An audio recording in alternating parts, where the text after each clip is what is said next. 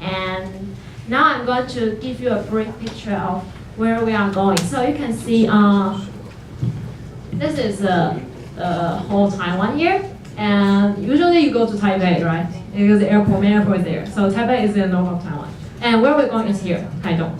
So you can see that it's located in the southeast of Taiwan.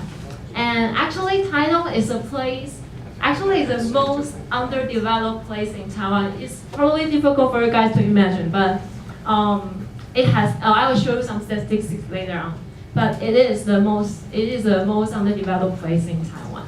The industrial structure there now, even nowadays, is still farming. So there is no any factories or service things there.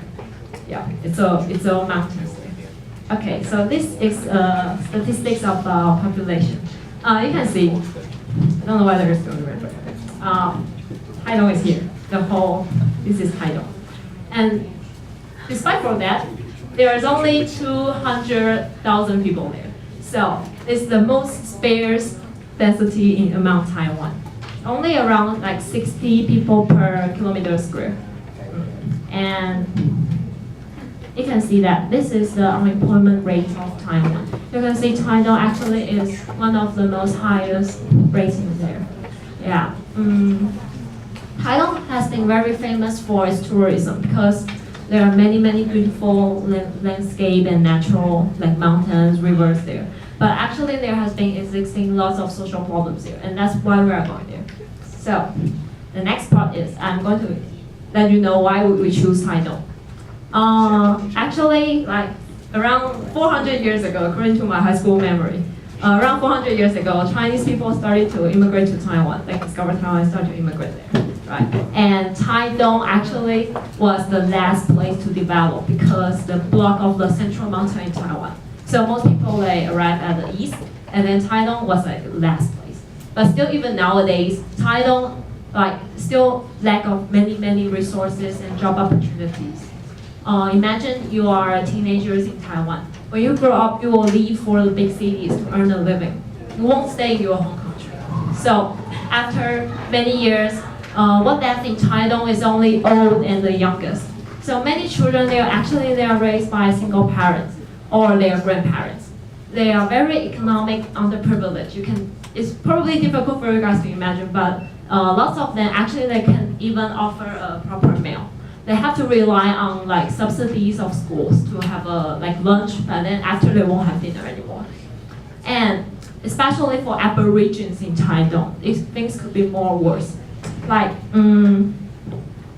actually, Aborigines in Taiwan, they have lots of inborn disadvantage under Taiwanese education systems. Because Taiwanese education systems, we teach them the whole different things. You can imagine, they're Aborigines. We teach them the whole different things from their language, from their history, from their culture, yeah, from their ethnicity. So actually, imagine that they have very poor academic performance when they are young.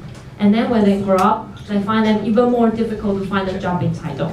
So some of them, they started to abuse drug, alcohol, and others turn their anger and frustrations to children. So many children, they actually fall victim to the domestic violence, so-called that. So many of them actually grow up without confidence and also without any sense of achievement. Yeah. And temptations was in Taitung as well. Many drugs problems there. So lots of children, they ended up go astray as well, follow their parents' path, and then it become a vicious circle. So that's why we choose Taitung as a place where we are going to. This is not a place just for tourism. This is a place actually need everyone's help. Okay, so then, still, there are some other possibilities, because there's one man, his name is Chen Junlang, and Papa Chen is his nickname. He was born in Taitung, and then he came back in 1999, so 15 years ago, right? Around 15 years ago. And he actually, initially, he just wanted to compensate more for his son, because he didn't live with his son when his sons were young. So he came back to Taitung, and then he found out that some classmates of his son, they don't even have dinner for a long time. Like they haven't had a proper dinner for a long time. So he invited his classmates to like join dinner and work homework together at home after school. But then he finding that there are so many students need help. So he decided that he had to do something big. So he tried to rent some house in the very beginning, and then gradually the house become bigger and bigger. Now there are around 300 students under his house, and this house is called the Kids Bookhouse. This is the organization we're working for. Yes, and the Kids Bookhouse, they accommodate students from elementary schools to senior high school. All students there can get a free dinner after school and also get some courses if you like have difficulties at school. Yeah, also the Kids Bookhouse.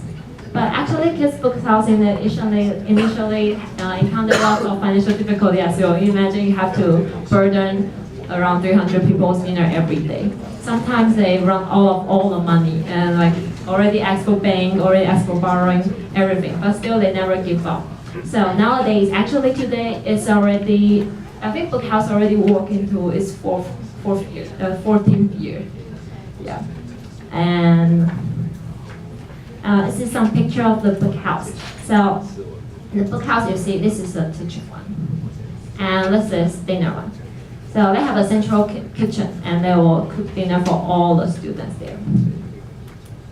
Yes, and Bookhouse not just like value what you learn, also holds lots of like music and sports events to help you like discover your own interests and also like boost your sense of achievement for those kids, Aboriginal kids. Also, Bookhouse not just value the development of the students. Actually, once Bookhouse accepts a student, he will also cares about the family problems from the student, so that once you fix